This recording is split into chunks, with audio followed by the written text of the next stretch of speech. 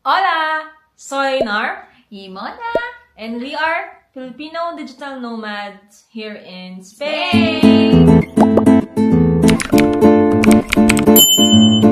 So, na-approve na ang Spain Digital Nomad Visa mo. What's next? Ito yung mga ginawa namin right after the approval. First thing na kinuha namin is yung SIM card or yung phone number. Super important to for yung data kasi kailangan yun for navigation, bookings, and everything. Ako, ang kinuha ko nun ay yung orange na brand, which is 20 euros per month yung plan. And Ako naman ay sa Vodafone, which is 10 euro per month. Oo. Nasa Madrid pa kami nun, so pumunta kami sa isang branch ng Orange at saka Vodafone para mag-process nung or mag-register ng SIM card. Ang tip lang dito ay bumili kayo ng SIM card sa mga authorized branch lang. Huwag yung sa mga gilid-gilid lang na ng Bibenta. SIM card. Kasi madalas daw ay parang scam yun. Bibigyan ka nila ng number, pero yung number na yun nakaregister na pala sa iba. So, always buy sa mga authorized stores lang. Tapos yung requirements lang dun, pag kukuha kayo ng number is passport. Passport lang, scan lang dun. Ayun. Pero nung mga ilang months na kami dito, na-discover namin yung DG na nagpa-provide din ng SIM card. So, lumipat kami doon and yung plan kasi niya ay 4 euros lang per month each. So, 8 kaming dalawa na. Very, tipid siya. Ayan, kaya lumipat kami. Next guys, ay yung paghahanap ng bahay. Totoo guys na sobrang hirap maghanap ng bahay dito sa Spain. May dalawa kaming website na ginamit sa paghahanap. First is yung Idealista, kung saan kami nakahanap. And then yung Spada Home. Sa tip namin sa paghahanap ng bahay ay as much as possible, kung kaya nyo, tawagan nyo yung agent or the owner. Mas pinapansin kami sa ganong way instead na magme-message lang kami sa Idealista. Idealista or WhatsApp. Ayun, di sila namamansin pag message lang. Dapat tawagan mo talaga. Para magpa-schedule ka ng visit. Ayun. Tapos, additional tips is consider niyo yung location kung saan kayo magre-rent ng bahay. Malaking very important yun. Kasi kami, una, nag-decide kami na sa Madrid na lang kasi nga sentro, ganun. Pero nung nag-check kami sa Idealista, sobrang mahal pala sa Madrid. Kaya nandito kami ngayon sa Salamanca. Tapos, also check yung energy efficiency ng bahay. Sa Idealista, merong ganun sa bottom part, sa details niya. Mas maganda kung A, B, C, hanggang F yata yun or G. We learned hard way kasi guys. Malaking factor kasi yun sa magiging magkano yung bills ng bahay, ng bills mo. So, ayun, check the energy efficiency of the house na i-rent mo. And then, lastly, if possible, sana may lift yung kunin nyo. Kasi imagine if 7th floor kayo. Tapos dala-dala mo yung bigat na grocery. Grocery, o kaya paglilipat kayo mga maleta. So, kung walang lift, mano-mano nyo yung bubuhatin. Yung mga luggage na mabigat. And if possible then, furnish na yung bahay na i-rent nyo. Kasi para hindi less hassle sa pamimili ng gamit. Kasi pag bumili kayo ng gamit, tapos lilipat kayo ulit. Dadalhin nyo yun. Dadalhin nyo yun. Etong guys na na-rent namin, may TV na, nandyan na yung ref, mga lutuan, pati nga yung mga utensils provided na nila. So, ayun. Yun yung tips namin for bahay. house hunting. So, next step guys, after mo maghanap ng bahay, ay ang empadronamiento.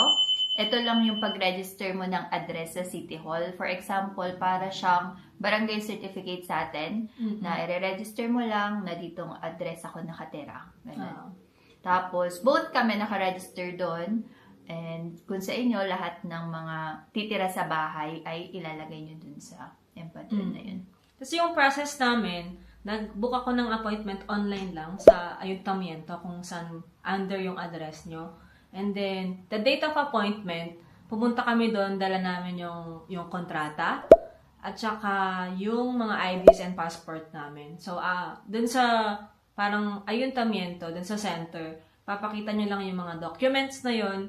and then may i-fill out lang na parang form, and then the same day, magkakaroon na kayo ng certificate. Yun yung empadronamento. Tapos, mahalaga kasi yung empadron para sa mga next steps or next requirements or after approval na gagawin nyo. Tapos additional tip pala guys, may mga owner kasi na hindi sila nagpapa-empadron. So pag naghanap kayo ng bahay, ask nyo din yun sa always owner. ask that. Di kami sure bakit hindi sila nagpapa-empadron. Pero make sure lang na pag nag-rent kayo, mabibigyan kayo ng empadron. Kasi kailangan yun. Next guys, pinaka-importante, ang TIE o Tarjeta de Identidad de Extranjero or the Residence Card. Ito kasi guys yung physical ID mo dito sa Spain. So pinaka-importante siya kasi lagi siyang hinahanap sa mga utilities, ganun, office. Ganun. So ang step dito guys, after the approval, ang Lakbite na ang nag-schedule ng sita namin for the fingerprint. For the fingerprint naman, ang requirements ay? Ang usual na requirements ay yung una, yung empadron na discuss natin kanina, yung passport, yung visa approval, and then may application form din doon, yung Lakbite na rin ng fill out para sa amin. And then, kailangan din ng picture nyo. Yung picture na binigay lang namin dito is yung ginamit namin for Schengen visa. Ayun. Then, at the date of the sita or yung appointment, pupunta ka lang dun sa parang presinto. Kung saan yung appointment mo, and then mag-fingerprint ka lang. Mabilis lang siya actually. And then, 1 month after nung appointment mo na yun, babalik ka dun sa same presinto. Then, makukuha mo na yung physical card mo or yung TIE mo. Kagandahan, pag may TIE ka na, pwede ka nang lumipad, lumabas ng Spain. Basta within the Schengen area, freely. No need na for the visa.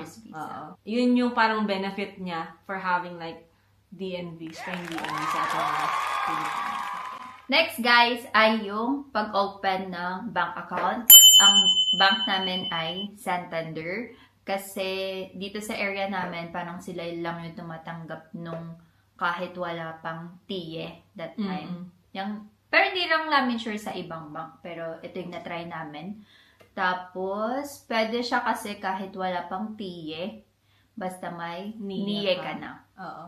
Ang mga usual na hinanap sa amin ay yung NIE, tapos yung passport, at saka yung visa approval. Minsan, hinihingi din yung work contract mo. Sa amin, hiningi siya as parang proof na may papasok na pera doon sa account. So, pero based sa mga kasama namin dito, hindi naman daw sila hiningi dati. So, hindi siya always. Siguro depende kung sinong mag-handle ng application mo for the account. So, ang naging process sa amin, guys, ay pumunta lang kami sa Santander dito sa area namin. Pinasa namin yung mga requirements na sinabi niya. And then, inopen na yung bank account namin noon. So, may account number na kami, ganyan. Then, after that, mga after 1 week, nag-contact ulit sila na nanghihingi sila ng proof of registration ng Autonomo. At that time, di pa kami registered kasi kailangan nga yung bank account para ma-register ka as Autonomo. So, pwede naman siyang isabihin doon sa I-follow na lang manager na susunod na lang yung sa proof of registration. So, ganun yung ginawa namin.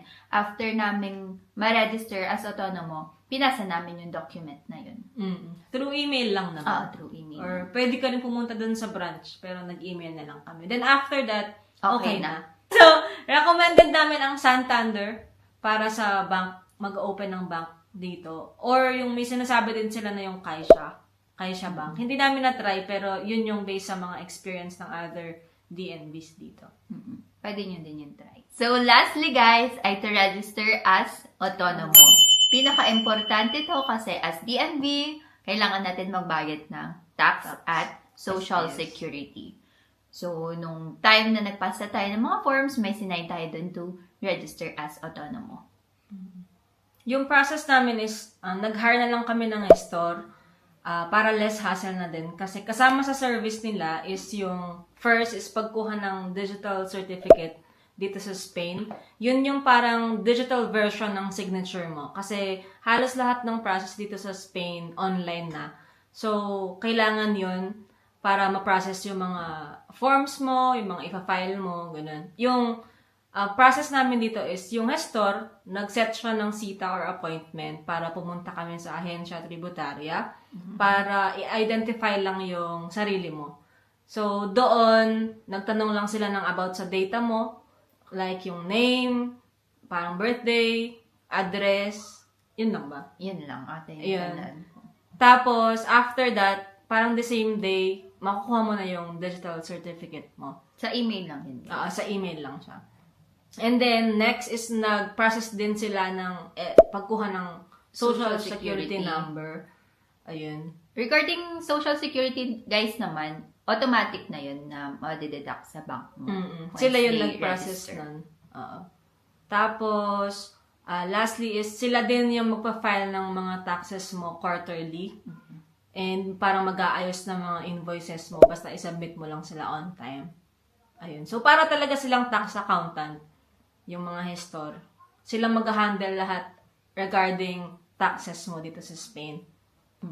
Pwede mo naman din siya i-DIY, guys, kung gusto mo. Pero, just to less hassle lang din. Nag-hire na lang din kami ng gestor. Oo. Tsaka hindi pa kasi namin alam din yung process. Oo, kasi first time nga naman. Oo. Para masigurado, nag-hire kami ng gestor.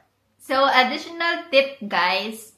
Ito naman yung real-life tips after yung settle na dito sa area nyo, sa Spain. First ay yung transport card. Pinaka-importante para makatipid tayo. Hindi tayo Uber ng Uber, taxi. Or taxi. Ayan. So, dito sa area namin is bus. So, kailangan namin ng transport card para sa pamasahe. Top lang naman din siya. Oo, pero hindi namin siya madalas ginagamit kasi yung dito, walkable talaga lahat. Like yung grocery, yung parks, Parang lahat. yung 10 euro namin, guys, simula nung nag-load kami. Oo, Hindi pa siya ubos. Oo, 3 months na siguro siya. So, ayun, very walkable lang. Next is yung parang Wi-Fi internet setup. Since remote workers, yung mga DNV, so, important to na i-set up nyo agad.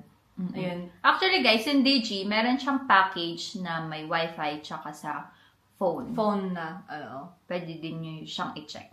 Mas tipid siya. At last, guys, ay yung pahabol lang dun sa bahay. Kapag maghahanap kayo ng bahay, ay pwede nyo din i-consider if yung mga utilities, electricity, Mga bills, gas, oo. yung meron pa yung basura, ganyan, kung kasama na dun sa rent nyo. Oo, tanong nyo din yun sa nagre-rent.